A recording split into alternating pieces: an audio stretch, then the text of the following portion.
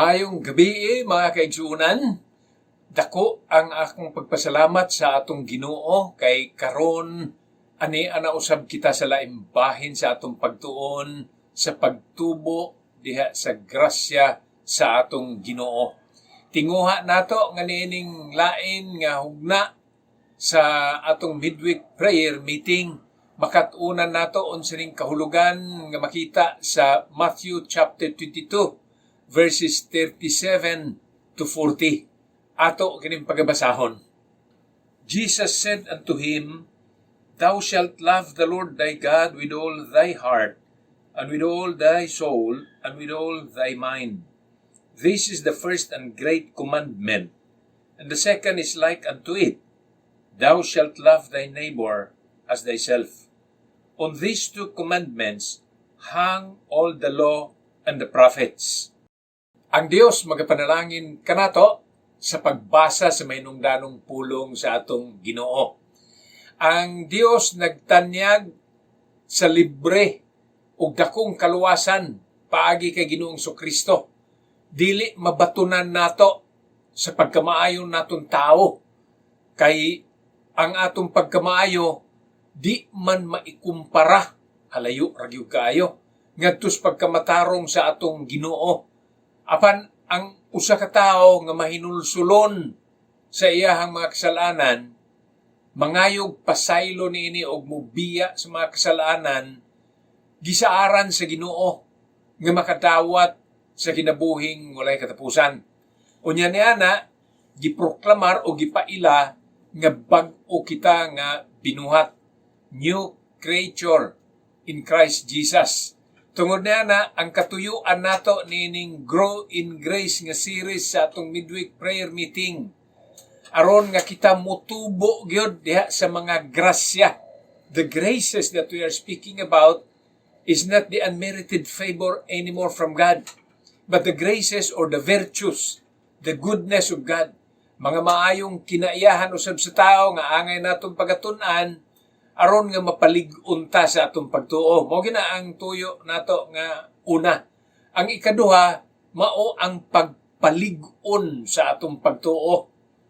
Aron nga mahalikay kita sa pag-us-us kung kanang pag-backslide. Mao na ang kasubo nga ang tao gani makaila sa atong Ginoo unya tungod sa pag-abot sa nagkalain-laing panghitabo sa kinabuhi. Pait iya magian, suliran nga iyang madangatan o matagbuan, mubalik sa iyang karaang panaggawi mo na yung makasusubo. Mahinungdan nga tuyo nining maong mensahe nga mapalig-unta sa atong pagtuo. Karon ang sentro nining maong mensahe nga baguhay lamang natong nabasa, mao ang paghigugma sa Ginoo sa tibuok ug bug-os nga kasing-kasing. Unya panghunahuna, maingon man ang ato usab nga kinatibuk ang pagkatao kon kalag. Mao ning tulo ka butang mga kaigsuunan nga kung ato ning mapalig-on unya kining tulo ka kabahinan atong singkasing, atong pangunahuna, maingon man ang atong tibok kinabuhi makakaton sa paghigugmas Ginoo, nakasiguro gyud ko diha ang pagtubo sa espiritualidad. Maghatag ko og duha na usab ka butang nga atong pagahimuon para makab-ot nato ni. Ang una is to be aware about foolishness or sins. Hebrews chapter 12 verse 1.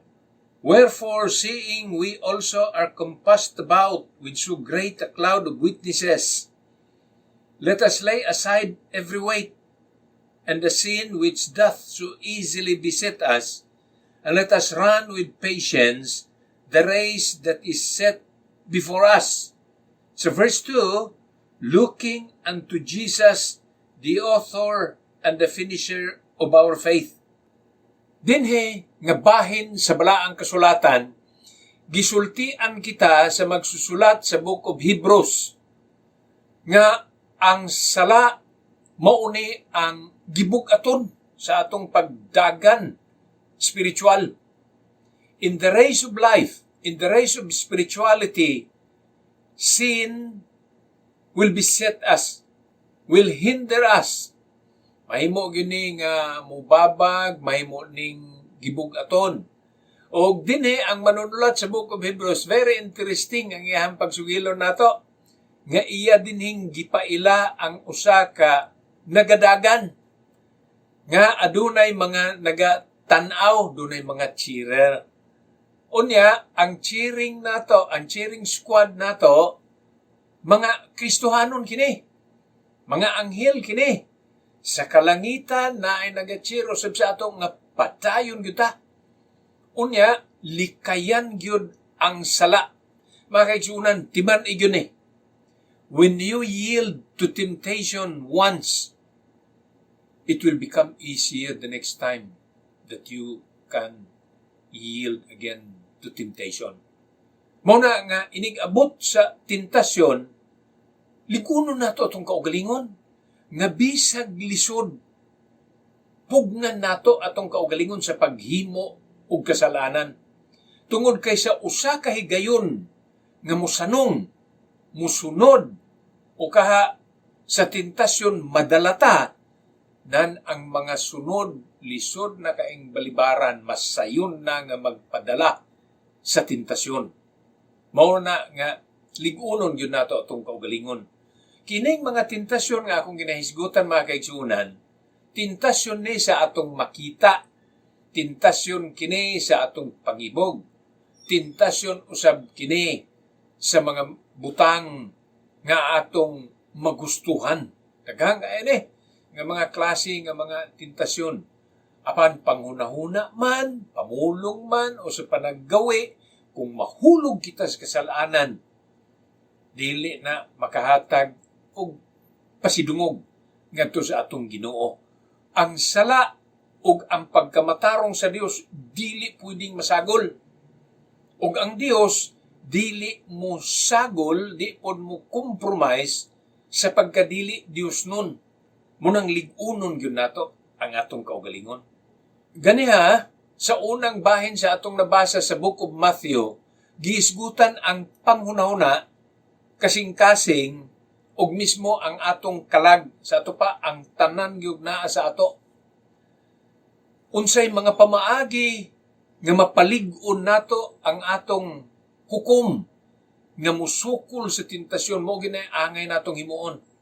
Ug ang mga buhat nga makapadala sa ato nga ang dautan murag di na kaay dautan, likayan nato. Ang akong ginasulti mga kaigsuonan, may tungod ni ining usa. Di ba doon ay mga motion pictures karon nga murag ginapa guwapo na ang witchcraft, ang violence. Ingon na ba? Muna atong pagabantayan. Tinuod yun na nga bisan og mutanaw ang atong mga bata ug bantayan sa nato ang ilang makita na agyud nang ginatawag parental guidance. Para magiyahan nato nga maingon, uy dito maayo itong iyang nabuhat. Para mahalikay sila sa mga makita nila nga dili angay ug di pa nilang masabtan. Karon bisag moingon karon nga the good witch na witchcraft gyapon kana. Mo na nga ato nang pagabantayan usara na.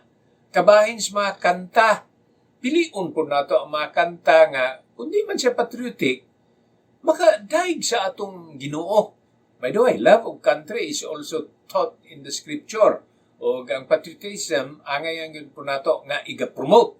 Apan nalabaw sa tanan, with all your mind, with all your heart, and with all your soul, ang spiritualidad yun mo'y naadya.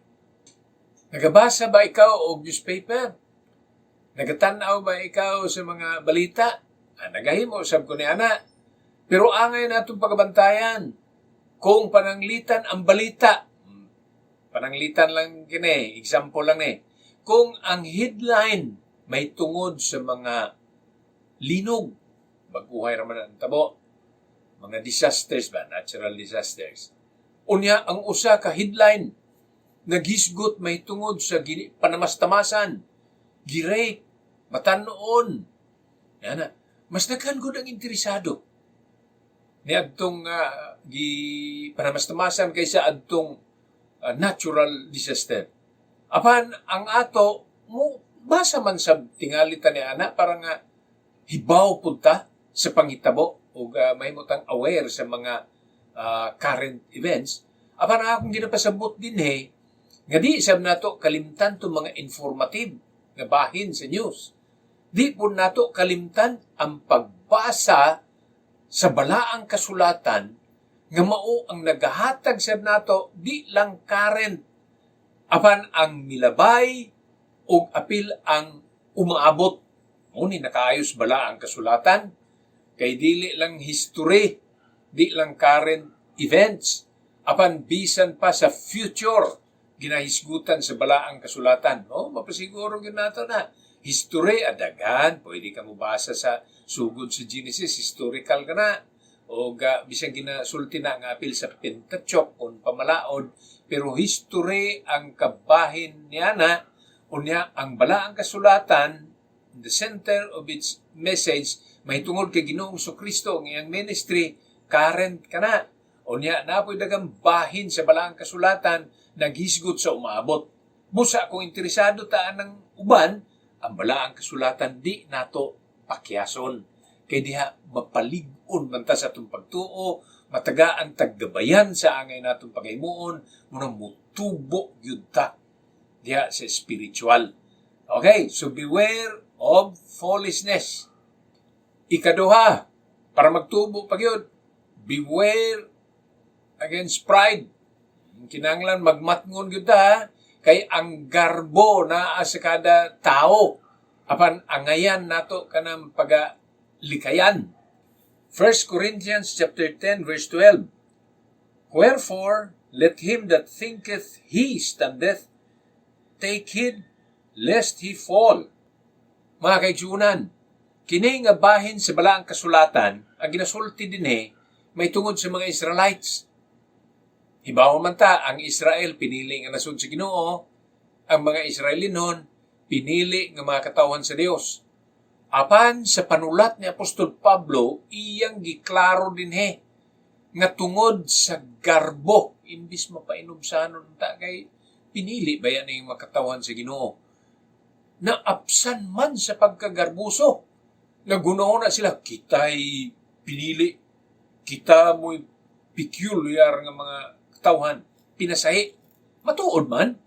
Apan sa ilang panaggawi, nakita ang garbo. Gipay mangnuan sila ni Apostol Pablo. Kanang tao nga nagaunahuna nga siya nagabarog, magbantay. Basig matumba. Kanang tao nga nagunaw na siyang kaugalingon, ako pinakataas, magbantay. Kay basig mahagbong. Ug ang Dios dili mutugot nga kita magpataas-taas sa atong kaugalingon. Ug ang usa ka tawo nga mapahitason, delikado na. Yang iyang kapaingnan hinuon, mahagbong, mahuog hinuon siya. Mo hinungdan nga dinhi sa maong chapter, giklaro nga dili ta magpataas-taas.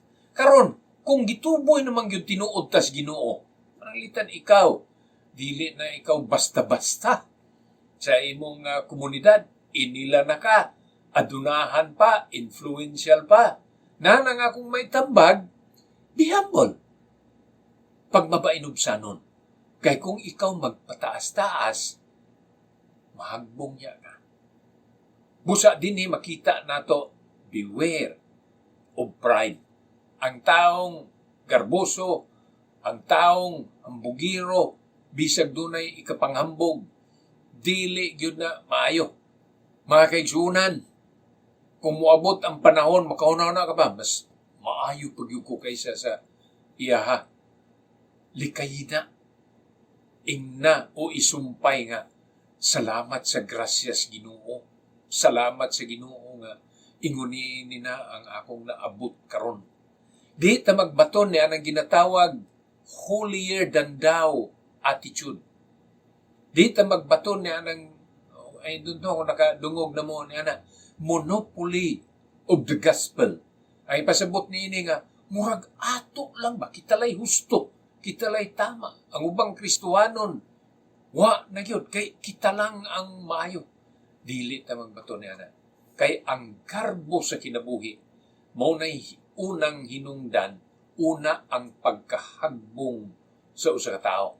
Hinumdumi na, before a fall is a haughty spirit. Mao kana nga pahinumduman kita nga aron mutubo ta diya sa grasya sa atong Ginoo. Likayan ang pagpaibabaw sa garbo. Mapainom sa anon. Okay, duha ka butang ha. Unta, di ninyo na makalimtan. Ang una, likay sa mga kabuangan. Likay sa kasalanan. May mong pangunaw na, may mong pulong. Apil na ang buhat diha.